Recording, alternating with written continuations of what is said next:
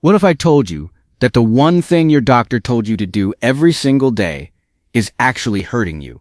You wake up, you lace up your shoes, you walk, you feel good about it. You think you're doing everything right. But here's the truth no one is talking about. Millions of Americans over 50 are walking every single day and making 5 silent mistakes that are destroying their joints, straining their heart, and stealing the very benefits they're trying to earn. Stay with me, because what you learn in the next few minutes could completely change how you walk and how long you live. Walking is one of the most powerful medicines ever discovered. No prescription needed, no expensive gym membership, just you, your 2 feet, and the open road. Studies from Harvard Medical School confirm that walking 30 minutes a day can reduce the risk of heart disease by 35%, cut the risk of type 2 diabetes nearly in half, and add real quality years to your life. But here's what those studies don't tell you. How you walk matters just as much as that you walk. After 50, your body changes. Your joints are different. Your cardiovascular system responds differently. Your posture shifts.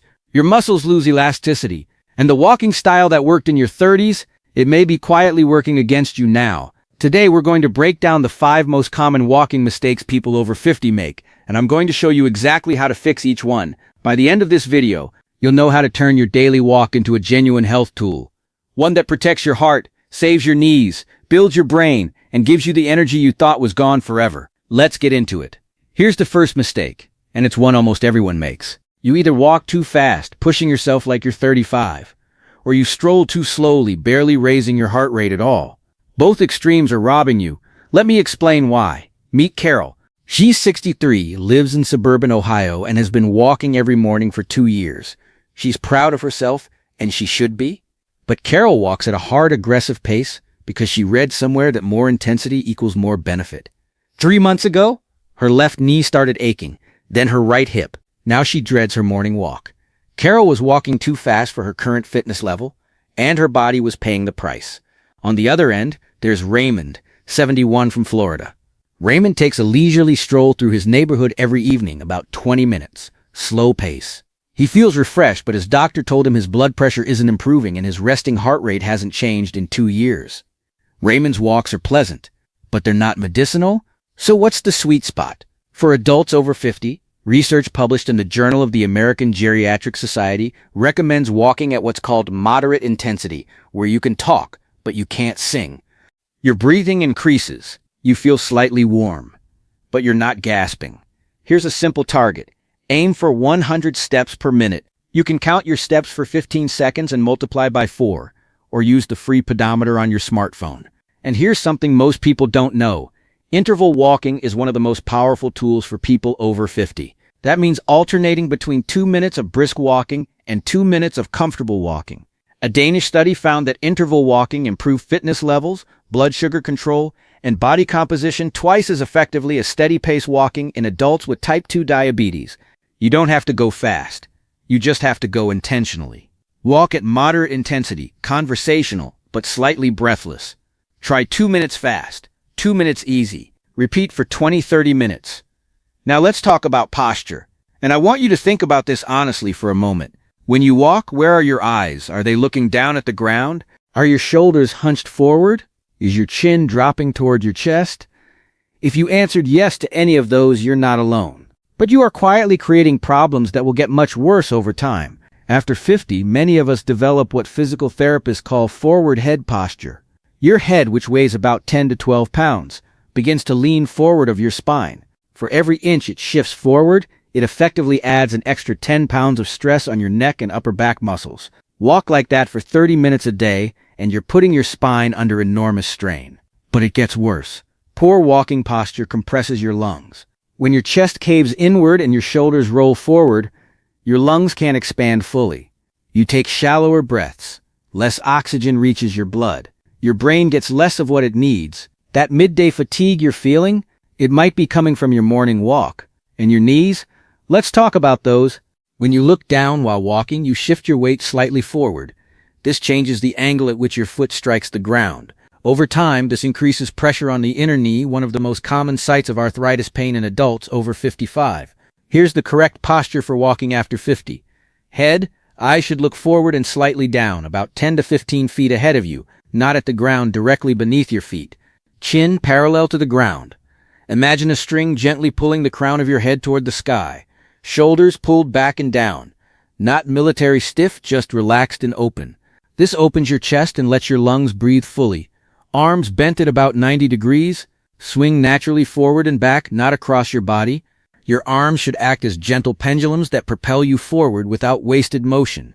Core, lightly engaged. Not sucked in tight, just a gentle awareness of your midsection. This protects your lower back with every step.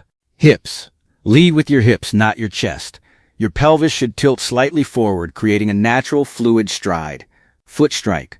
Land on your heel and roll forward toward your toes. Don't pound. Don't shuffle. A smooth, rolling motion. Take a moment right now if you're sitting to sit up tall, roll your shoulders back, and lift your chin slightly. Feel that? That's how your body was designed to be. Walk tall. Eyes forward. Shoulders back. Core gently engaged. Let your arms swing naturally. Check your posture every 5 minutes until it becomes automatic. The time of day you walk has a measurable effect on your health outcomes. And most fear something that surprises almost everyone. People, especially those over 50, are walking at the worst possible time. Many of us walk first thing in the morning. We wake up, grab some water, and head out the door. That feels virtuous, and it can be great, with one important caveat. When you wake up, your body has been still for 7 to 9 hours. Your muscles are tight, your joints are stiff, your blood pressure follows a natural morning surge. It rises sharply in the first 1 to 2 hours after waking. For people with hypertension or any cardiovascular risk, jumping immediately into a brisk walk during this window can put additional strain on the heart. This doesn't mean don't walk in the morning. It means warm up first. Spend 5 to 10 minutes doing gentle movements before you leave the house. Ankle circles, knee lifts, gentle arm swings, hip rotations. Let your body wake up before you demand anything of it. Now for blood sugar control, which is critical for so many Americans over 50, here's a game-changing fact. A 2022 study published in Diabetologia found that a 10-minute walk after each meal, breakfast, lunch, and dinner was more effective at controlling blood sugar than a single 30-minute walk taken at any other time of day. 3 short walks beat 1 long one. Why? Because muscles are most receptive to absorbing blood sugar in the 30 to 60-minute window after eating. Walking activates those muscles right when glucose is peaking in your bloodstream. For weight management and cardiovascular benefit, the afternoon window, roughly 2 p.m. to 5 p.m., shows up consistently in research as optimal. Your body temperature peaks in the afternoon, your reaction time is fastest, your muscles are most flexible, and your perceived effort is lower, meaning a walk feels easier even at the same intensity. And for sleep, one of the most underrated health pillars for people over 50, an evening walk, taken 1 to 2 hours before bed, can dramatically improve sleep quality. Not a hard workout, a gentle, calming 20-minute walk as the sun goes down. It lowers cortisol, relaxes muscles, and signals your nervous system to shift toward rest. Always warm up before morning walks. Consider 3 10-minute post-meal walks for blood sugar. For energy and fitness, aim for afternoon walks when possible. For sleep, a gentle evening stroll works wonders. I want to ask you something personal. How old are your walking shoes? If you've had them more than a year, or if you've put 300 to 500 miles on them, they may look fine on the outside but be completely dead on the inside. The cushioning and support in athletic shoes breaks down long before the outer sole shows wear. You might be walking in shoes that look perfectly good but are offering you almost zero shock absorption, and your knees, hips, and lower back are absorbing every impact. After 50, this matters enormously. The cartilage in your joints is thinner than it was at 30. The natural fat pads on the bottoms of your feet, yes, you have those, have thinned significantly by your 50s and 60s. Your feet need more support, not less. Here's what to look for in a walking shoe after 50. Cushioning. Look for substantial midsole cushioning. Not maximalist marshmallow shoes, but firm, supportive cushioning that absorbs ground impact without being unstable. Arch support. After 50, flat shoes are a recipe for plantar fasciitis, one of the most painful and common foot conditions in older adults. Make sure your shoe supports the arch of your foot. Wide toe box. Feet spread as we age. Narrow shoes compress the toes and can trigger bunions, neuromas, and balance problems. Choose a shoe with a generous toe box. Heel drop. Shoes with too high a heel raise your risk of Achilles tendon strain. Look for a moderate drop, about 8 to 12 millimeters, rather than very high or completely flat. Non-slip sole. especially important in wet conditions. Falls are the #1 cause of injury-related death in adults over 65. Your shoes should grip the ground firmly. And one more thing, socks. This sounds minor, but it isn't. Moisture wicking. Cushioned athletic socks can prevent blisters, reduce friction, and improve overall foot comfort dramatically. Don't walk in cotton socks if you can help it. Replace walking shoes every 300-500 miles, or at least once a year. Choose shoes with arch support, cushioning, a wide toe box, and a non-slip sole. Invest in quality athletic socks. This last one is not about your body, it's about your mind. And it may be the most important mistake of all. Research from the University of Southern California found that older adults who walked with a companion, a friend, a spouse, a neighbor, even a dog were 70% more likely to maintain their walking habit long-term than those who walked alone. 70%. And it goes further. A study from JAMA Internal Medicine followed adults over 65 for 4 years. Those who walked regularly with social connection showed significantly reduced rates of cognitive decline, memory loss, early dementia, mental fog, compared to those who walked the same amount in isolation. Walking activates your body, but conversation, laughter, and human connection activate your brain in ways that solitary walking simply cannot replicate. And there's a heart component too. Loneliness, which affects nearly 1 in 3 Americans over 50, is now recognized as a health risk equivalent to smoking 15 cigarettes a day. A walking habit that connects you with another human being is fighting that risk every single day. You don't need a formal group. Call a neighbor, ask your spouse, join a local walking club. Many community centers, YMCAs, and churches organize free walking groups specifically for older adults. Can't find anyone? Walk with a podcast. Walk with an audiobook. Walk with music that makes you feel something. Stimulate your brain while you move your body.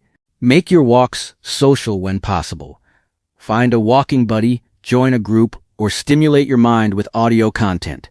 Connection multiplies the benefit. Let's bring it all together. Walking is one of the greatest gifts you can give your body after 50. It is free, it is accessible, it is proven, and it can genuinely change and extend your life. But walking wrong is worse than not walking at all. Small mistakes repeated every day create pain, injury, and missed opportunity. So remember the 5 fixes. 1. Walk at moderate intensity.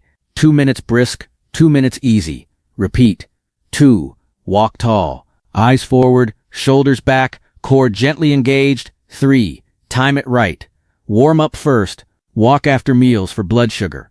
Aim for afternoons for peak benefit. 4. Check your shoes. Support cushioning. Wide toe box. Replace them regularly. 5. Walk with someone, or at least with something that engages your mind.